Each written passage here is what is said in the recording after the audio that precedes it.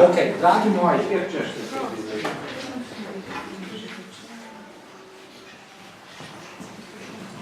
Danes bom povzel najprej to, s čimer se mi tukaj ukvarjamo. In še enkrat poudaril ključno razsežnost našega ukvarjanja s tem, kar imenujemo človečnost oziroma mindfulness. Jaz sem vam pokazal do zdaj nekaj zelo preprostih, zelo enostavnih vaj. Zelo enostavnih. Zaprete oči in se 3 minute tišini. Ali pa 5 minut. Lahko ste tudi 10, kar vam paše. Ali pa zaprete oči in si predstavljate, da ste oblak na nebu in nasmejte, kamorkoli že. Ali pa ste zgolj pozorni na svoje dihe. Ali pa ste pozorni na svoj ritem srca. O tem smo govorili, delali smo vaje, zelo preproste. In, če se spomnite, pomembno sporočilo tega, s čimer se mi tukaj srečujemo, vedno pa se srečujemo s tem, kar se dogaja v naših možganih. Pomembno sporočilo je to. Če hočemo, da bo kakšna od teh vaj imela učinke, potem jih moramo ponoviti, zato ker hočemo doseči spremembe v možganih. Brez sprememb v možganih ni ničesar. Ne gre. Brez sprememb v možganih ne gre. Kar pomeni, da mi z vajami iz čuječnosti, meditaciji, autogenerativnimi drugimi vajami poskušamo vplivati na biokemijo, na svojo biokemijo, na svojo neurofiziologijo. Zato je te vaje treba ponavljati in jih ponoviti nekaj, pazite zdaj dobro poslušajte, nekaj tisočkrat. Še enkrat, nekaj tisočkrat. Kar pomeni, če se takih vaj lotevate enkrat na vsake kvatre, je vaše življenje prekratko, da bo to ljubilo kakšno učinke. Mindfulness, čuječnost, je zato super, tudi druge prakse so super, ker so te vaje tako zelo preproste, da jih lahko izvajate kadarkoli in kjerkoli. In spet, ne enkrat na dan. Ne da ti imela zanimivo usporednico. Upam, da bo to za vas resna usporednica. Pred kratkim je vaš sotrpin, pogovarjala sva se in mi je razlagal, da on potrebuje na dan približno 20 cigaret. Lahko manj, lahko več, 20. In pogovarjala sva se, koliko časa mu to vzame. Da pokadiš 20 cigaret, da pokadiš 1 cigareto, potrebuješ največ nekaj minut, 20 krat nekaj minut je to, rečemo, da je za 1 cigareto treba, ne vem, 4 minute. Recimo, 20 krat 4 je 80 minut. 80 minut na dan za tega vašega sotrpina ni problem posvetiti kajenju. 80 minut na dan. Vsak dan. Zdaj pa samo pomislite, če bi 80 minut vsak dan posvetil čuječnosti ali pa meditacija. To ne gre. To ne gre, to sem čakal. To ne gre, ono prvo, zlahka. A ni zanimivo? Ono prvo, se pravi 20 krat po ne vem koliko minut za cigarete, nobenega problema. Jaz to rabim, meni to paše, zmanjšuje stres, to je socialna aktivnost, ker to naredim še s kom drugim, vse kaj pogovorim. Super, ni problema. 20 krat na dan zapreti oči in 3 minute zgolj biti ne gre. A ni noro? Ampak na tanko o tem govorimo. Za uno drugo nimamo časa. Nimamo časa. 80 minut na dan ni problem, imamo časa za cigarete, ki dokazano lahko poškodujejo človeka tako, da dobi raka na pljučih. To je dokazano, to ni nekaj, kar si je zdaj razprot zmišljujem. Nihče še ni dokazal, da te prakse škodijo človeku. Še noben.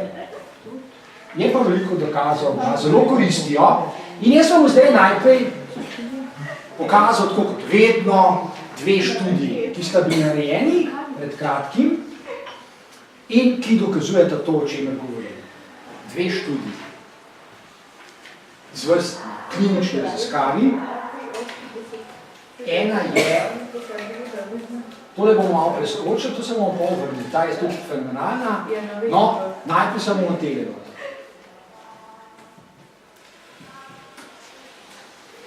Kot vidite, objavljala 8. marca letos, se pravi pred 1 tednom, še malo manj.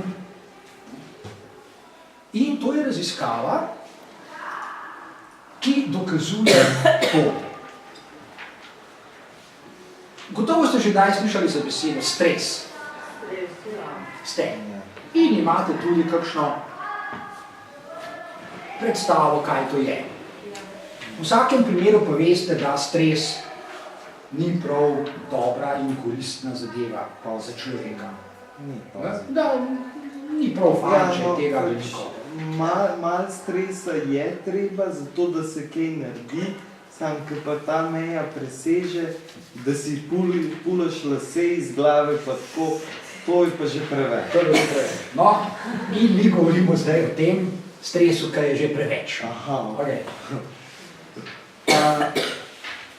To, kar bi vam rad pokazal, zato kar kaže študija, je, da stres, ta, kar je že preveč, da ta stres ni nevaren samo za tistega, ki je pač pod stresom. Ja. Da ne bojo samo lasje šli v stran. Da ne bojo samo lasje šli, pa še kaj drugega.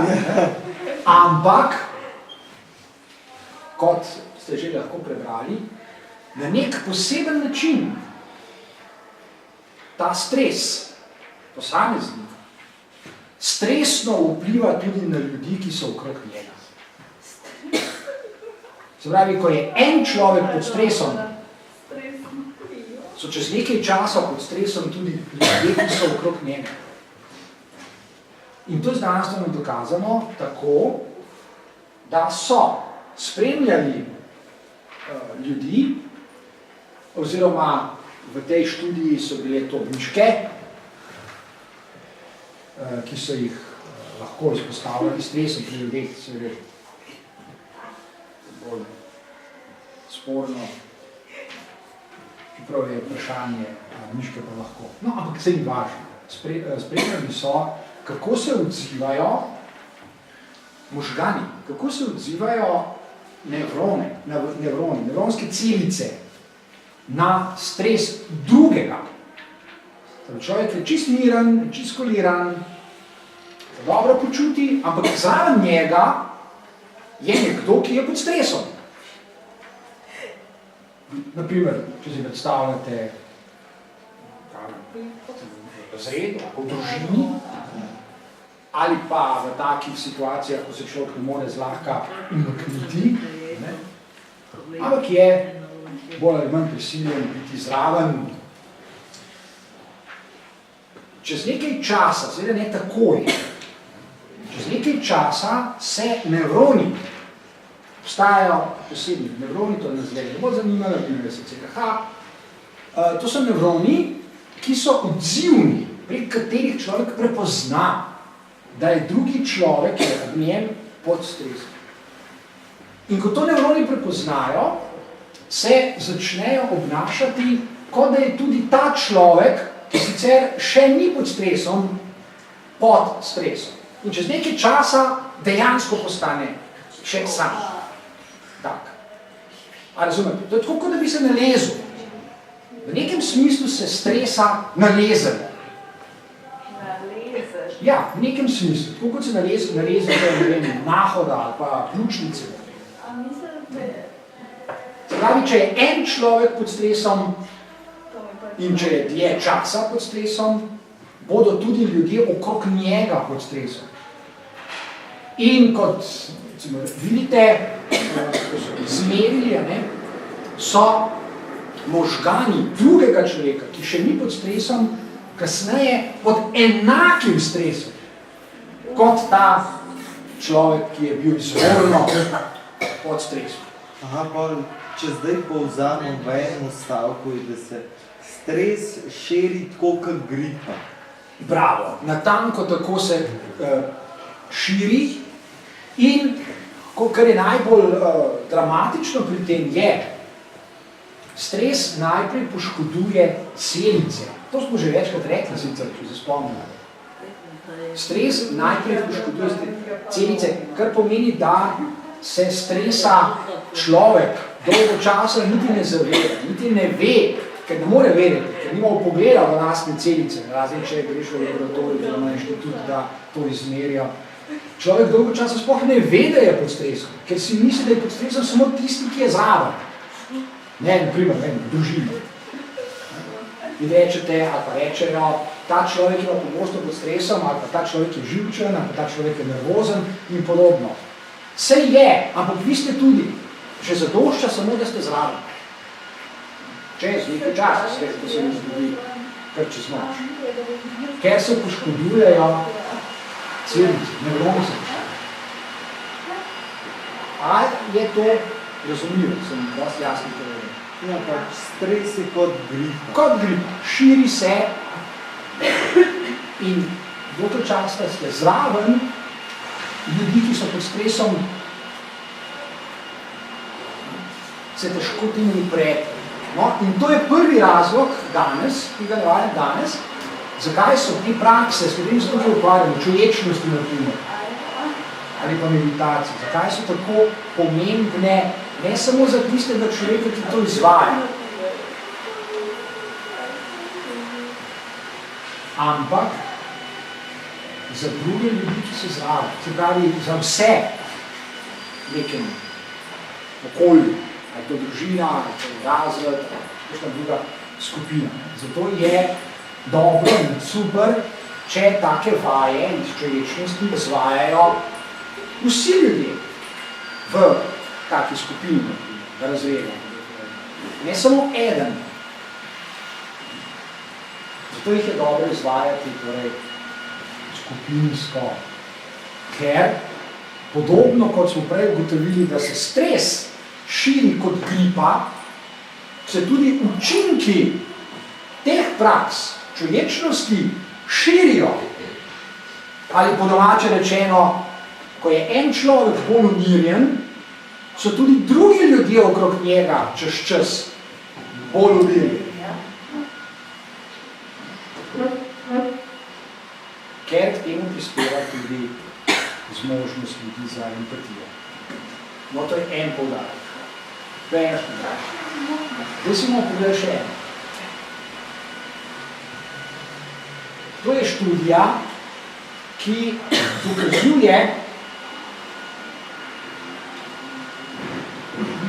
dokazuje,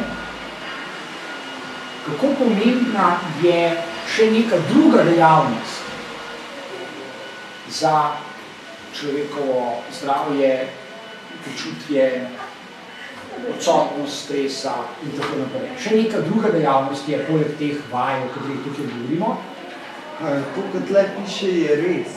To je študija, to je znanstveno dokazano. Kaj na imun sistemu? Ja. Ravno kar bom povedal, to je tak vpliv na to. Tak vpliv. Tak vpliv. Torej, to je še neka druga dejavnost in to je gibanje. Gibanje oziroma telesne aktivnosti. Študija je trajala kar nekaj časa in je zajela ogromno ljudi. Starejših ljudi, nekateri so tudi starejši od 80 let. Okay? Zato sem prej rekel, da je zanimivo, ko si mi ti kazal te slike starcev, ki kaj se zmorejo.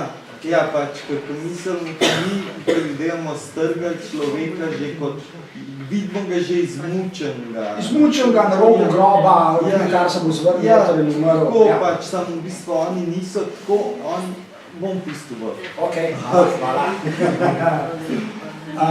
In so torej spremljali veliko starejših ljudi. Zanimalo jih je, s čim med drugim ohranjajo svojo vitalnost, svoje zdravje, svoje fizične in kognitivne zmogljivosti. O tem smo že govorili, spet vas spominjam, časom, samo da smo takrat bolj govorili o kognitivnih dejavnostih in prehranjevanju. In pomenu obojega za staranje oziroma ohranjanje vitalnosti. Danes govorimo o gibanju. Ko govorimo o gibanju, govorimo o veliko gibanja. To je en sprehod od hladilnika do televizije, ni gibanje, da kdo mislim, da se ima. Zdaj sem se 3-krat sprehodil včeraj iz dnevne sobe do kopalnice pa nazaj. O tem ne govorim. Da bo nes pa razumel. Govorimo o veliko gibanja, seveda tam ne zunaj, zlasti tam ne zunaj. No, skratka, spremljali so jih in nesporno, dokazano ugotovili nekaj, kar je prej že Timoteju Čeljust dol vrglo, ker je pač prebral, ker zna angleško, to so izsledki. Tole, kar je modro, ta drugi odstavek, ki je modro barvan, ker sem naredil domačo nalogo, nam pove, da veliko telesne aktivnosti ne ohranja samo fizičnega, se pravi, kondicije, mišic, srce, tudi mišica in tako dalje. Ne samo to, da ohranja, ampak vsaj še 2 zadevi ohranja. Znanstveniki so bili presenečeni, koliko Timotej še bolj, čeprav ni znanstvenik, a bili za to mogoče. So bili presenečeni. Še 2 zadevi sta, na katere zelo, zelo pozitivna telesna aktivnost, fizična aktivnost vpliva. Prva je, da vpliva na imunski sistem, na proizvodnjo teh celic.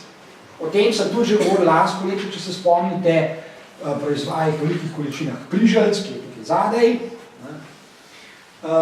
Torej na proizvodnjo te celice so izjemno pomembne imunske celice, celice, ki tvorijo vaš imunski sistem. Imunski sistem je zelo pomemben, da vam pomaga, da ne zbolite, da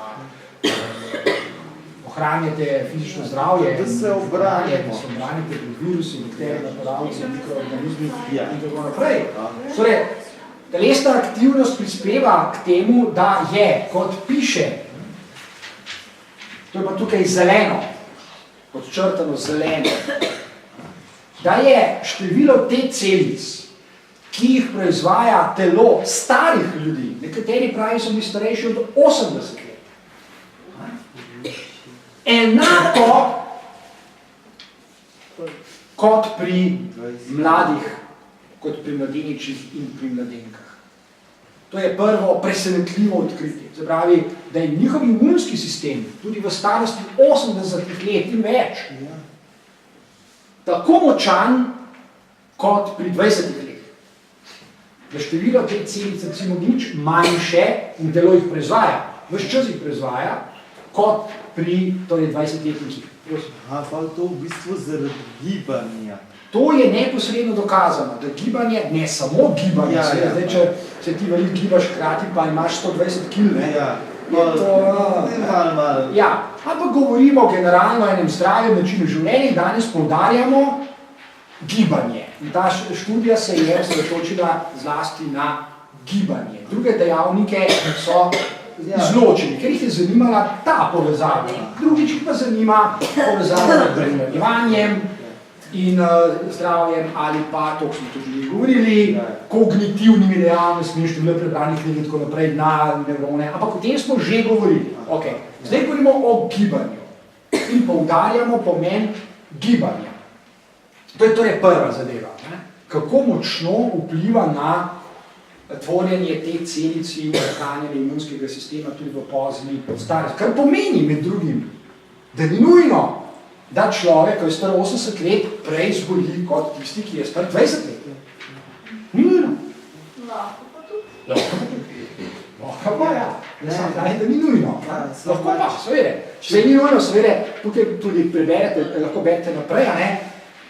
Velika večina ljudi se ne giblje dovolj, ko da ne bi zdaj mislili, da to velja za vse ljudi. Velja samo za tiste, ki se gibljejo veliko, ker so spremljali pač stare ljudi pri njihovih vsakodnevnih fizičnih aktivnostih in teh je bilo veliko.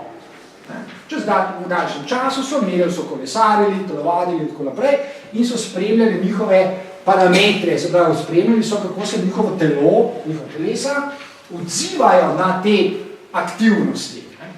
A je to razumljivo? Ok. Torej te celice. To je ena. Aha, naprej.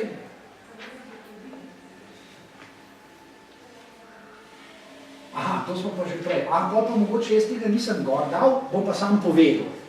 Sorry, pač nisem dal gor, pozabil, spregledal. Drug rezultat, druga povezava, ki je osupnila znanstvenike, je pa tale. Ljudje, ki se zelo veliko gibljajo, kar je seveda že razumljivo zdravemu razumu, porabijo veliko energije. Logično, mora drugače biti. Porabijo veliko energije. In ker porabijo veliko energije, ki jo je seveda treba nadomestiti, recimo s hrano, praviloma to energijo dobimo s hrano. S tem, ko porabijo veliko energije, da bi jo potem nadoknadili, to izjemno blagodejno vpliva na delovanje možganov, kot bom opisal v nadaljevanju. Najprej torej še enkrat poudarim, človek, ljudje so velikokrat navajeni ali pa imajo radi, da se giblje čim manj, ker je veliko gibanja in pravzaprav to napor. Je napor. Malo gibanja se jim zdi, ker jim to zdravi razum pravi, da ni napor, ker se jim imajo prav. Imajo prav. Vendar, veliko gibanja, kot sem že rekel, še enkrat poudarjam, pomeni veliko porabo energije. In to je treba nadomestiti. Če človek leži pred televizijo in se sprehodi 3-krat na dan do hladilnika, tudi dobi veliko energije. Ampak te energije ni porabil. Jo je samo nalagal v telo. To se vlano ljudi in miščobne celice, tako dalje. Nasprotno pa poraba energije, ki seveda ravno to terja, da se 3-krat na dan sprehodite do hladilnika, pomeni nekaj blagodejnega za možgane. Tudi za druge organe v telesu, ker se človek veliko giblje, ampak zdaj danes in to študijo zanima zlasti, kako to vpliva na možgane. Veste že, ker sem velikokrat to povedal, da možgani porabijo zelo veliko energije. Možgani porabijo lahko tudi od 25 do 30% vse energije, ki jo porabi telo. Tako zelo veliko jo rabijo, jo potrebujejo. Okay? Zato je ta poraba energije, o kateri zdaj ne govorim, ta študija, zelo pomembna zlasti z vidika možganov, ker so pač tako velik porabnik energije.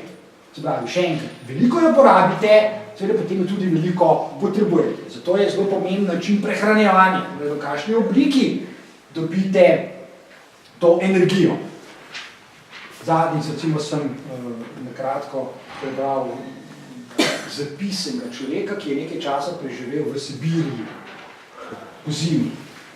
V Sibiriji pravi, po zimi, ko je -50 ali -60 zunaj, v glavnem cel dan samo jesti, ker porabite tako veliko energije, tudi če ste čist primer, ker pač tako mrz, ker telo daje ogromno energije, da jeste in jeste in jeste in jeste in pravi nikoli ni bo dovolj. Vse, kar sem pojedel, ker še zbira premalo, ker je pač telo tako hitro, tako veliko energije oddaja, ne potrebuje.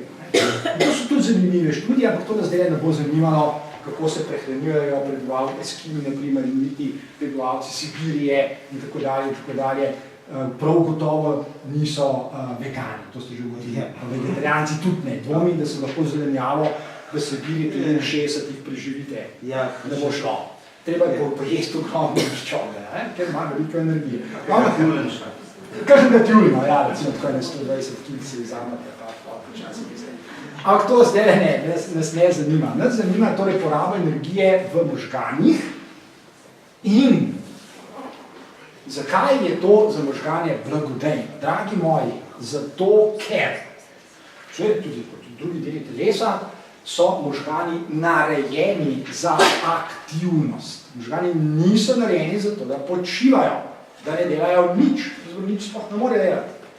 Tudi če jih mi priganjamo k temu, da nič ne delajo, še vedno ne morejo nič delati. Okay? Narejeni so torej za porabo energije. Poraba energije v možganih pa pomeni kognitivne aktivnosti, kognitivne dejavnosti, je razmišljanje. Pomeni spomin, pomeni pozornost, pomeni koncentracijo, pomeni tvorjenje stavkov, itd. Kognitivne dejavnosti. Okay? In, pazite zdaj, to je res, to je osupljivo, sve tega nimam tukaj, ker nisem govoril, ampak to je osupljivo. Ko se človek torej tako veliko giblje in porablja veliko energije in možgani hočejo pač to nadoknaditi, to lahko počnejo samo na en način. Ker so narejeni za take dejavnosti in to je na kognitivni način. Se pravi, ko se veliko gibljete, ne samo da obremenjujete svoje srce in mišice, ampak, ne bi se tega prav posebej zavedali, možgane, oziroma tudi možgane. A je to približno razumljivo? Ker porabite veliko energije in možgani tudi porabijo veliko energije in jo morate nadoknaditi. In možgani lahko porabljajo energijo samo tako, da so kognitivno aktivni. Kot so ledvice pač aktivne na nek drugačen način. Okay? Zato morda že, kdaj je kdo imel izkušnjo, da je po napornem fizičnem treningu, po veliko telesne aktivnosti, ne samo, da je bil telesno, fizično, mišično, recimo, prijetno utrujen, da je imel občutek, da je nekaj naredil zase, oblikoval svoje telo in tako dalje, ampak morda ste imeli izkušnjo, da so tudi možgani zadovoljni, da čutite lahko tudi srečo. Zato nekateri ljudje, recimo, ki lahko postanejo odvisni od športa. Postajajo ljudje, recimo, kakšni maratonci, so med njimi, o tem so napisane knjige, lahko postanejo odvisni in si želijo telesne aktivnosti podobno, kot si želi nekdo, ne vem, narkoman, heroin. Ker se možgani na te velike fizične aktivnosti, naporne telesne aktivnosti odzivajo z proizvodnjo določenih molekul, ki povzročajo pri človeku občutke zadovoljstva, celo sreče, celo euforije, občutke blaženosti in tako dalje. Okay? Prav, no to sta ti dve neposredni povezavi med veliko fizične aktivnosti, proizvodnjo te celic, oziroma krepitvijo imunskega sistema in kognitivnimi dejavnostmi, oziroma možgani. In neposredno je vse to povezano s tem, s čimer se mi ukvarjamo, zato bomo zdaj kar k temu prešli. Naslov današnjega srečanja je samo opazovanje, oziroma opazovanje samega sebe kot učinek, kot posledica ukvarjanja s človečnostjo. Če se ukvarjate s temi praksami, s katerimi ste se seznanili velikokrat, pogostokrat, kar pomeni, da to naredite 10-krat na dan, 20-krat na dan, kadarkoli in kjerkoli lahko naredite, v tem sem govoril čisto na začetku danes, 20-krat po ne vem koliko minut za en cigaret ni problem, 20-krat po ne vem 3 minute za človečnost, to pa ne gre. To je pogosto dogovor za ljudi. No, ampak če pa gre, zaradi tega lotite, boste čez nekaj 1000 ponovitev spremenili določene procese v svojih možganjih. Spremenili boste svojo biokemijo. Do določene mere. To lahko naredi vsak človek. To ne delajo samo budistični menihi. pa ljudje, ki se z jogo ukvarjajo 40 let, nekje, Tam so gor. Ja, tam gor na Himalaju. Ja. To dokazano, znanstveno dokazano, to si že vsak čas. A ni Pascal rekel, da če ustrajno in dovolj časa moliš, da se vera, da se vate? Se kar priplazijo kot stranski učinek. Dejansko je to res. Ja? Edini, rekel, problem je, ta, ki je opisan na začetku. Kako se lotiti tega, da bi človek nekaj tisočkrat ponovil. Ker ljudje imajo včasih raje quick fix, se pravi, na hiter nekaj. Ja, res.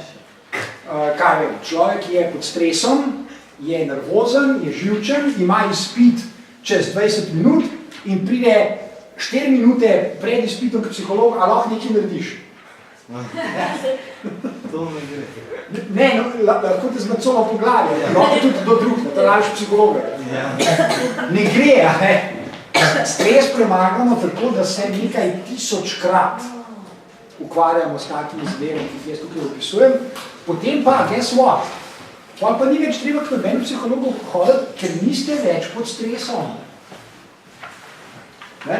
Ker ste spremenili nekaj v svojih možganih tako, da do stresa sploh več ne pride, ker ste postali imuni, tako rekoč, pred stresom. To pomeni, da ljudje, ki so pod stresom, na kratke proge sploh ne morejo nič narediti. Da ne bi bili.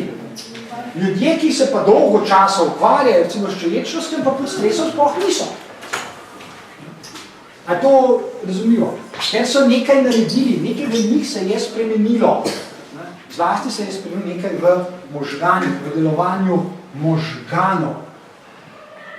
Zlasti, o tem smo tudi že govorili, pa še enkrat ponovimo, se je spremenil en način odzivanja na zunanje dogajanje. En način odzivanja, ki je neposredno povezan s stresom, je tale reaktivnost. Temu rečemo reaktivnost.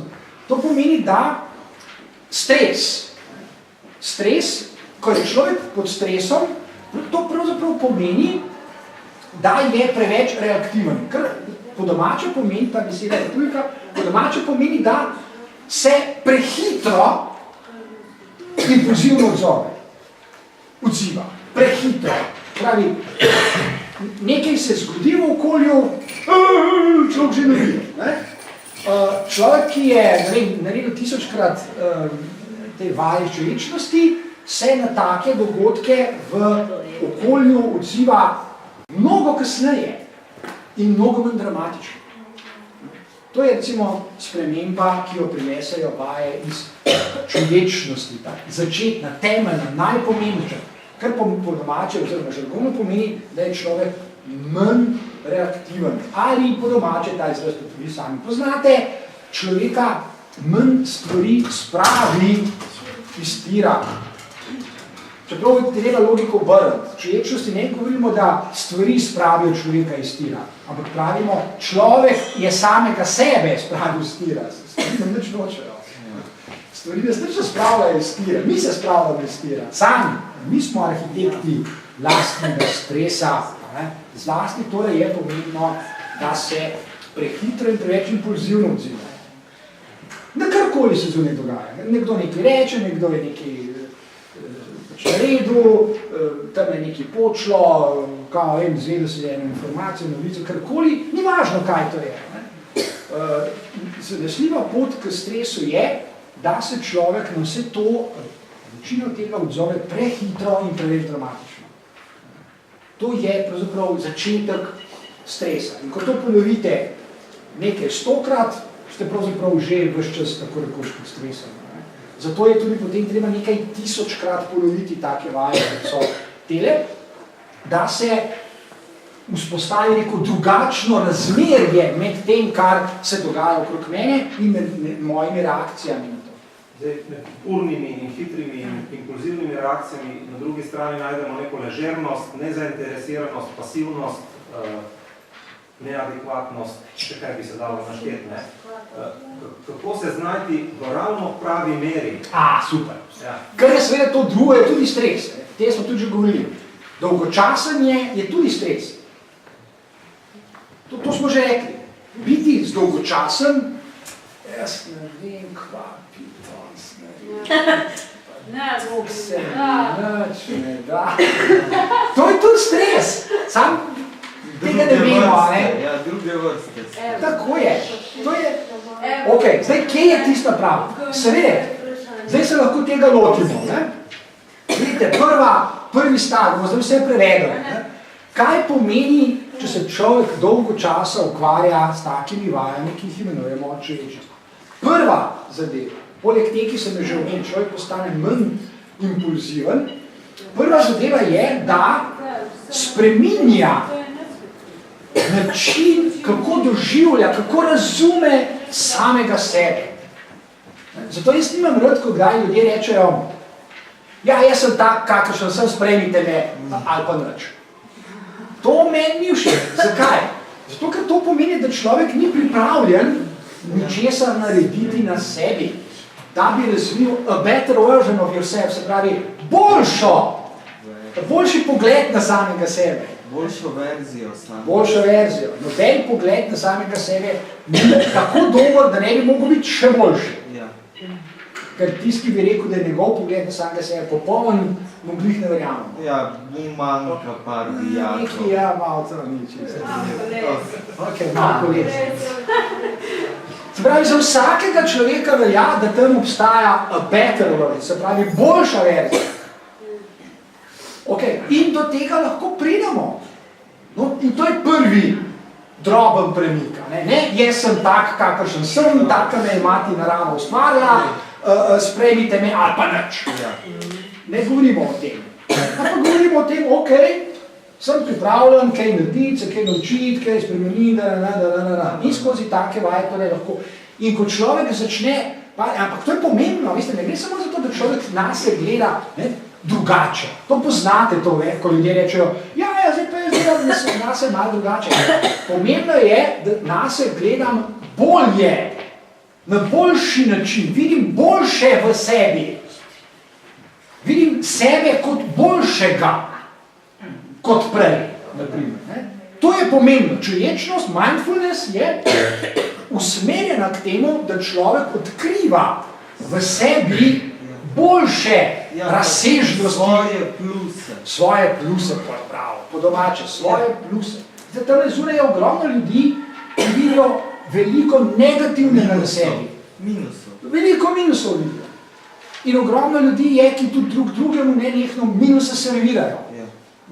Opozarja drugega, kaj niso in kaj niso naredili, niso dovolj dobri, niso to, niso ono, niso tretje, niso četrto. Človečnost je, zato je ta izraz zelo dober slovenski izraz, je usmerjena pa ravno nasprotno. Ne kaj kdo ni, pa česa vse ni naredil, pa kaj vse ni zmožen, pa ni sposoben, pa ne zna, pa je zblojen. Ampak kaj je? To je. Kaj je tisto, kar je plus? In seveda, ko usmerjamo pozornost in ko to naredimo nekaj tisočkrat na to, kar je plus, kar je fajn, kar je dobro, potem seveda svojo pozornost začenjamo preusmerjati od tega, kaj vse ni, k temu, kaj vse je in kaj je dobro, in bi seveda lahko bilo tudi še boljše, zakaj pa ne.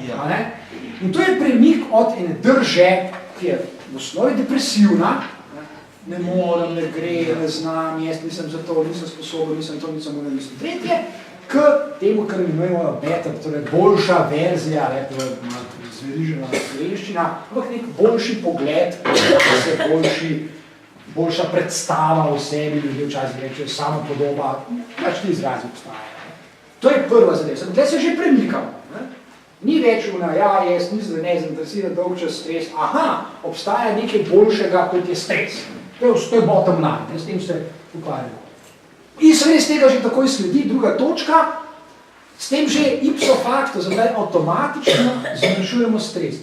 Človek je že s tem preusmerjanjem pozornosti k temu boljšemu, zmanjšuje stres. Zmanjšuje stres, kar pomeni, da je manj napet, zlasti je manj napet, manj tesnoben, manj strahuje v njem, manj živčnosti, manj tesnobnih pričakovanj, kaj bo jutri, kaj bo pojutrišnjem, kaj bo kdo rekel, kaj bo naredil, to ne mislim dovolj dobro, kaj bo šef in tako dalje. Manj je tega, takega spontanega razmišljanja in človek se, bolj ko reducira stres, bolj ko ga zmanjšuje, se začne veseliti. Kaj bo jutri fajnga, kaj bo ta človek, ki bo prišel na obisk dobrega prinesel, koliko se bo fajn pogovoriti z unim človekom, ki se bom z njim pogovarjal. Vidite, kako je to povezano. Ne samo, da jaz vidim samega sebe na boljši način, v boljši luči, v lepši luči, ampak tudi druge ljudi vidim na tak način. Svet vidim na tak način. Oziroma, vedno bolj seveda. Torej, zmanjševanje stresa. In vidite na koncu tega stavka, ta drugega je že biti manj reaktiven, less reactive. Se že zmanjšuje ta reaktivnost, ki pomeni impulzivnost. To takojšnje, silovito odzivanje, nekdo nekaj reče in nekdo že je plane na njega, to pa želimo, ampak je manj reaktiven. Se pravi, v nekem smislu počasneje reagira, dlje časa mine od dražljaja do reakcije, če lahko rečem, in vmes ima seveda človek več možnosti, da premisli, kaj bo rekel, kaj bo naredil, kako se bo odzival. Ni pa to pasivna drža, ne? Ni pa se nasprotno, še vedno je aktivna, se še vedno nekaj naredim, ne? Samo ni impulzivna. Veste, o čem govorim? Naprimer, če bi takšne preizkuse lahko tudi sami naredite. Recimo, rečete,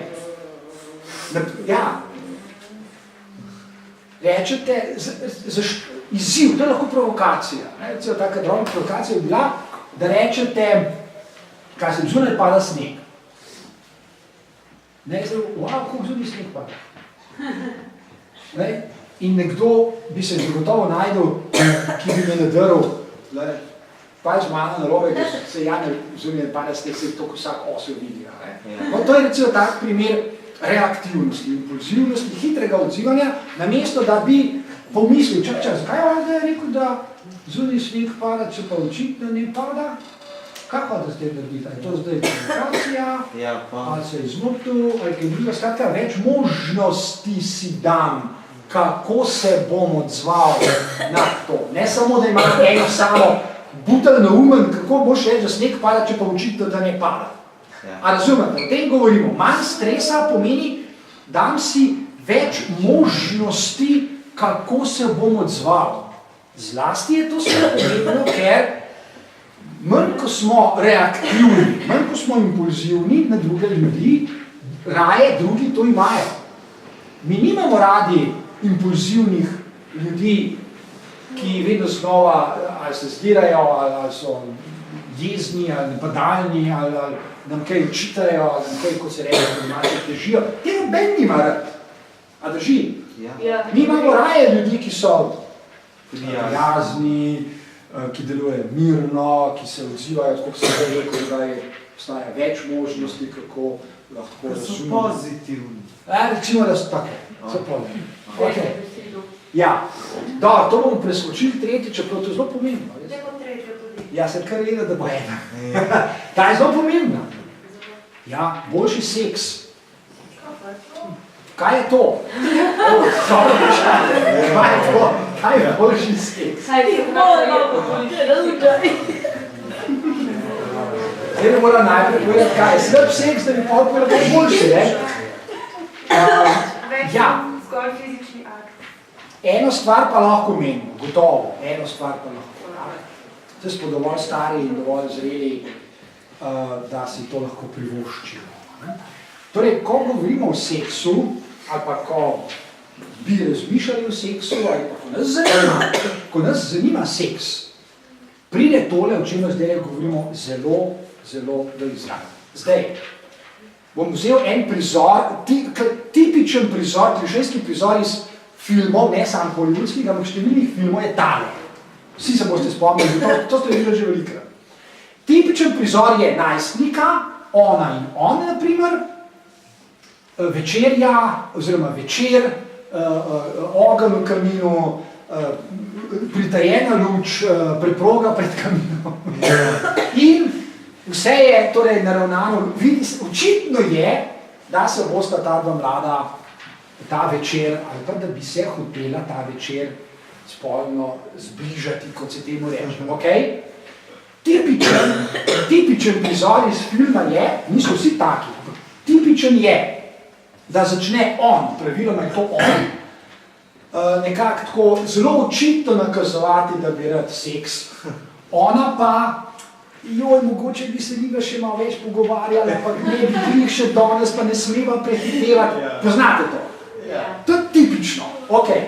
In kaj ima zdaj to praviti z mindfulness? Ja, ima zelo veliko boljši seks. Namreč pomeni tole.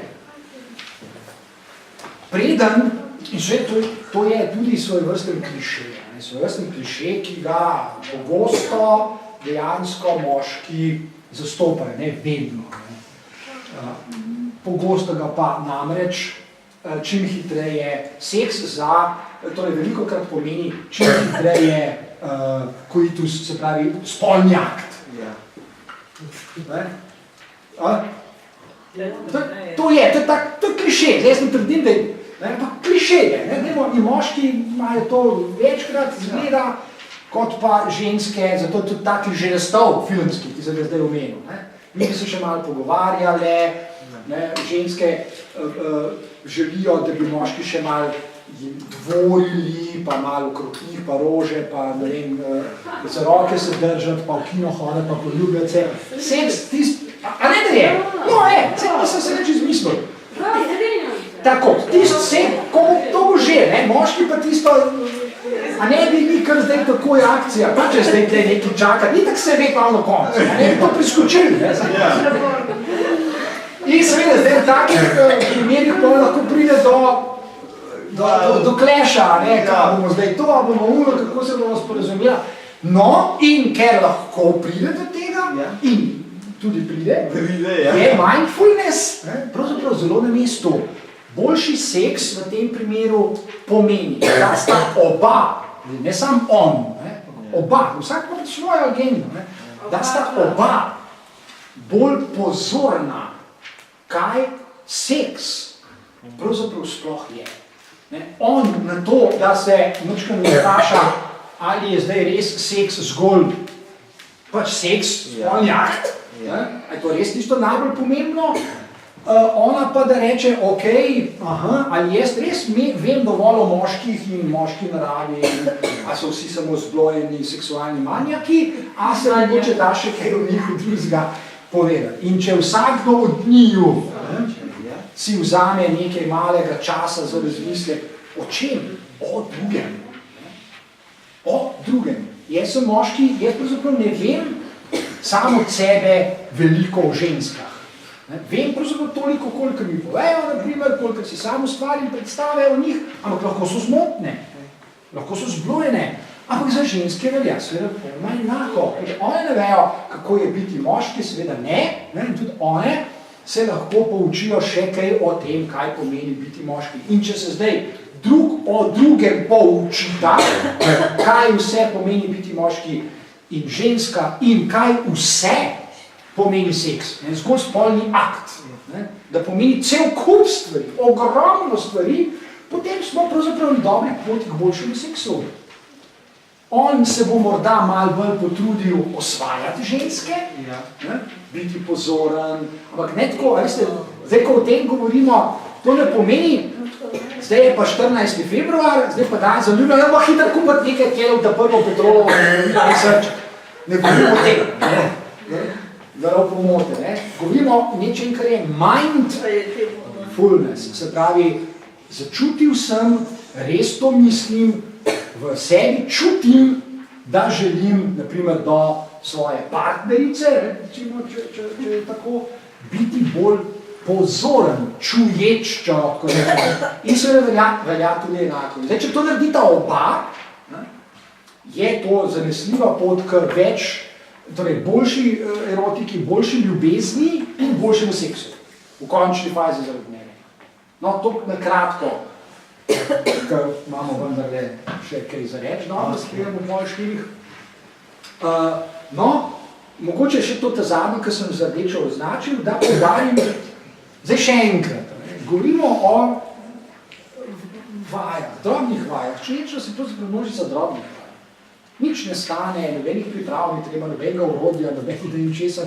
To je zelo, zaprete oči in tako dalje. Se ne bomo ponavljali. Ko to ponovite velikokrat, ko to postane del vaših vsakdanjih rutin, ko se vedno znova s tem ukvarjate.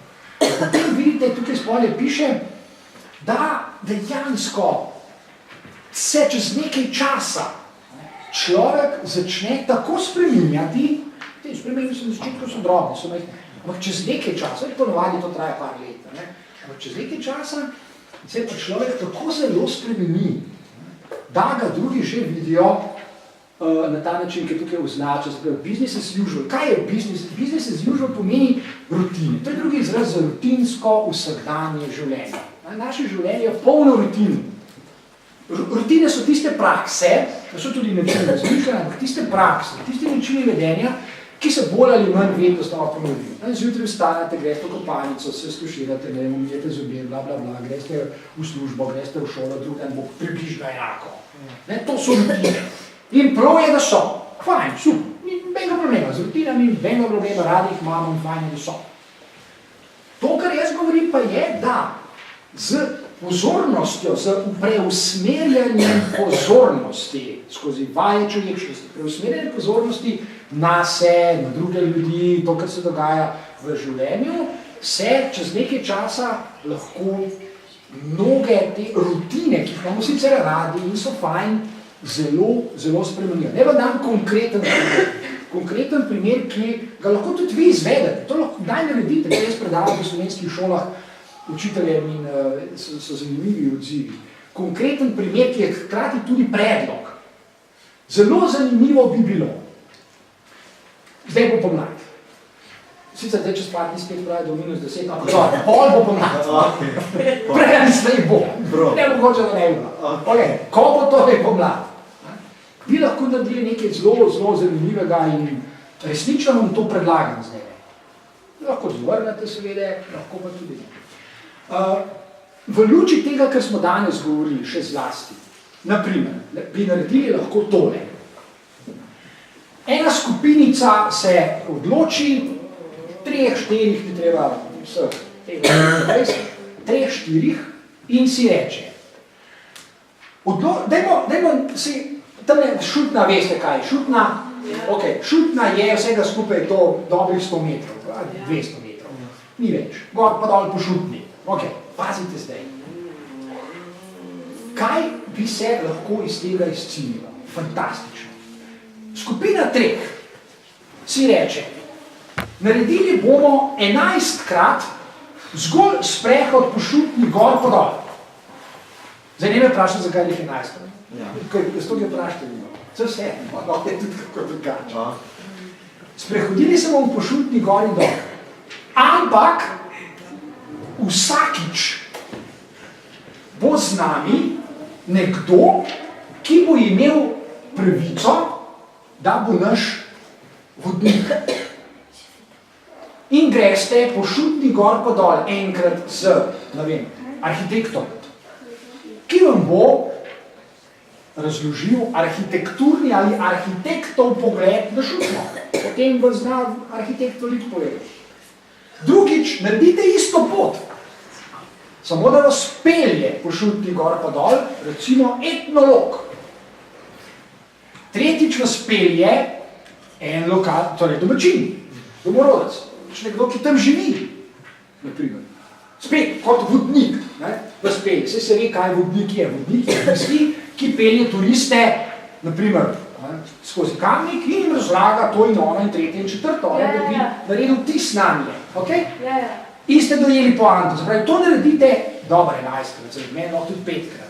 S 5 različnimi ljudmi. In vsakič zapišete, tako kot je dnevniški zapis, kako ste to doživeli. Dobili boste 5 zgodb in osupli boste, kako zelo različne bodo. Pa ste šli po isti poti gor, pa dol, pa samo 200 metrov je. Ker ne morate videti iste ulice na 5 različnih načinov, ker niste arhitekt in etnolog in domačin in ne vem kaj še vse hkrati. Ne morate biti. Zato so vaše oči nujno pač samo vaše. Ampak če si pa dovolite, da vam recimo 5 različnih ljudi govori o isti stvari, ki se imenuje šutna, boste rekli, wow, koliko veliko stvari je možno videti, to pa sploh nikoli nisem pomislil. Seveda niste, saj tudi ne morete. Nobeden ne more.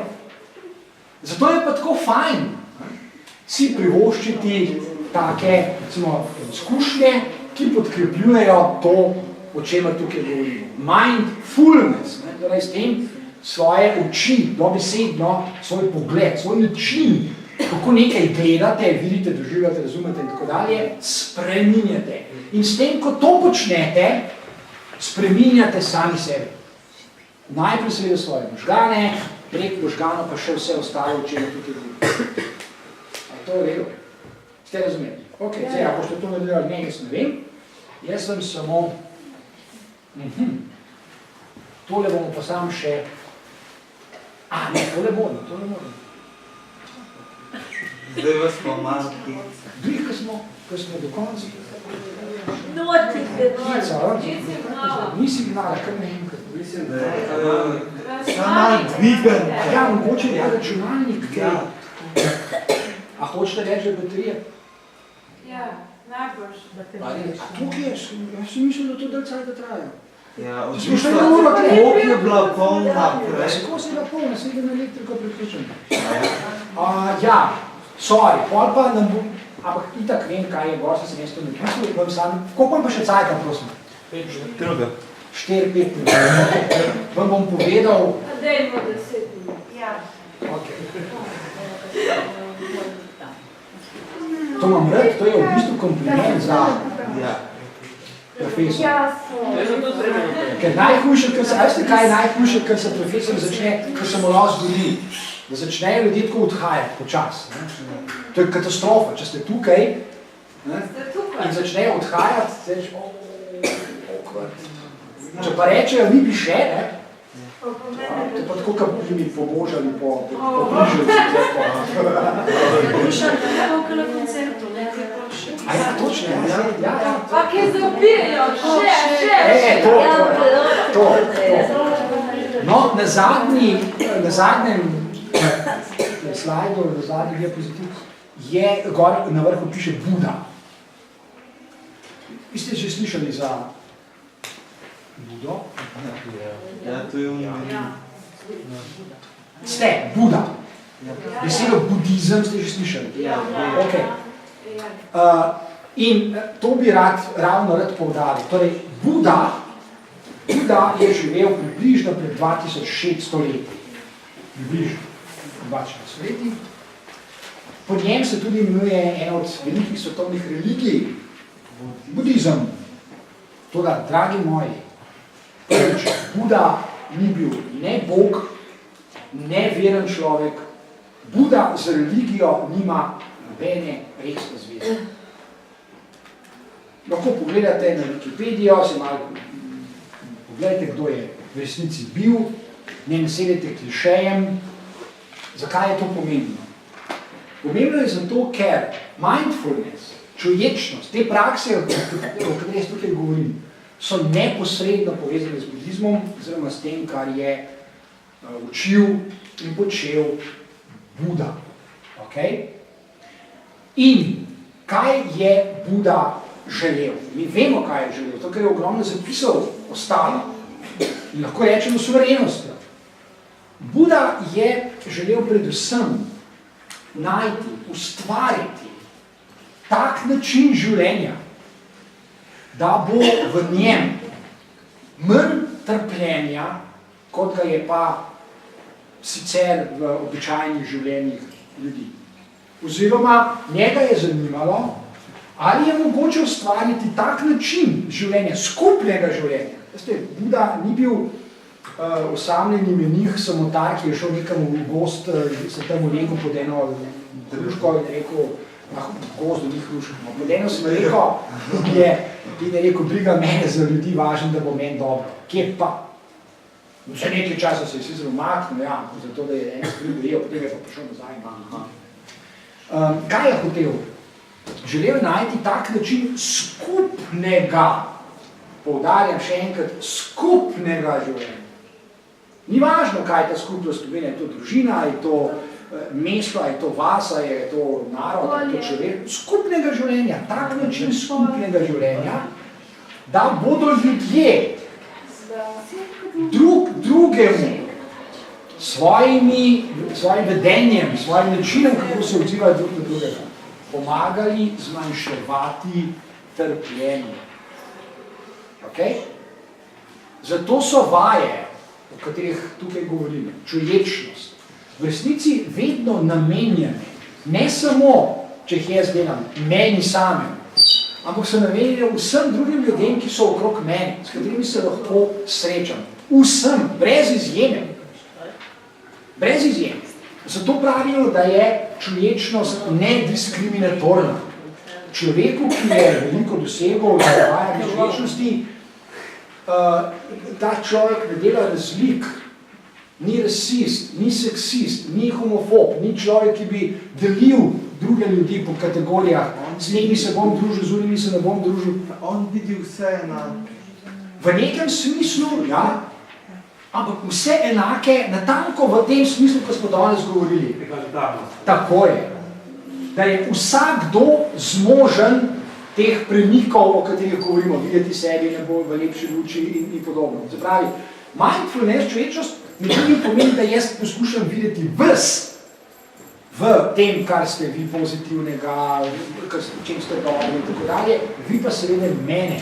In ko drugega vidimo na take načine, potem vplivamo tako drug na drugega, da postajamo še boljši. S tem pa na začetku, ko smo rekli a better version of yourself, razvijati boljšega samega sebe. Zdaj pa bomo 3-4 lahko minut že minilo, tako da se jaz zdaj plazi in naredimo v Ljubljano. Hvala lepa za vašo pozornost, bomo naslednji.